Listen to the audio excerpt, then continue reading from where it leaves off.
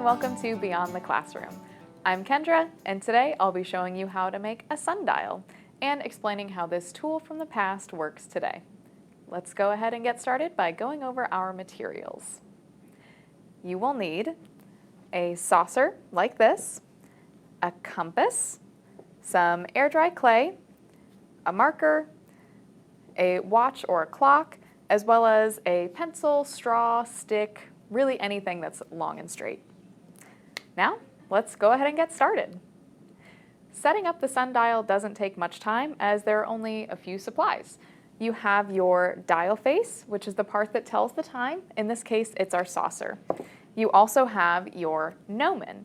This is the part that casts the shadow, which can be the pencil, stick, pen, anything long and straight, like I said before.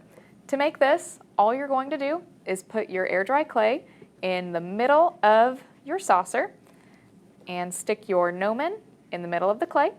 Make sure it's nice and secure. Now grab your marker, compass, watch or clock, and your would-be sundial and head outside. Find a nice sunny place outside and orient yourself so that you're facing north. Set your sundial down and notice where your shadow is. Once you've kind of figured out where your shadow needs to be, push your gnomon slightly towards the shadow. It's best to start earlier in the morning and towards the top of the hour.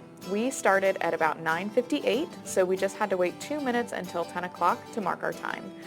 You can check every hour, half hour, or 15 minutes. We just did every hour and marked our time that way.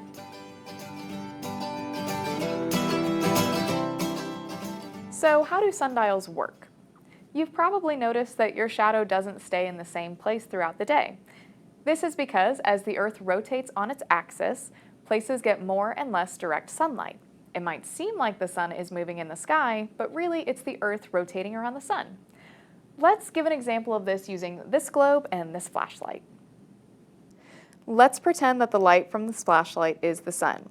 Its position never changes, but as the Earth goes around, its light shines on different places. As the day goes on, areas get brighter and darker depending on their position in the Earth's rotation.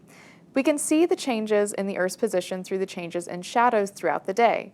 In the northern hemisphere, where we are, shadows will move from west to east, opposite of the sun's position in the sky. They'll start long in the morning, get shorter and shorter until noon, when the sun is most directly shining on that spot, then they'll point north. And finally, get longer as the day goes on and point east. The changing position of the shadow on our sundial is how we can tell the time of day. Before the era of mechanical clocks and ways to tell time, people used their knowledge of the Earth's rotation and the movements of shadows to tell time. I hope you enjoyed this session of Beyond the Classroom. If you want to learn more about light and shadows and telling time, be sure to check out some of these items from Youth Services. Building Blocks of Science, Light, by Joseph Mithun and Samuel Hitti. Discover Shadows by Pamela Hall, illustrated by Jane Yamada. How do we use light? From Acorn Books. I'll see you next time. Bye!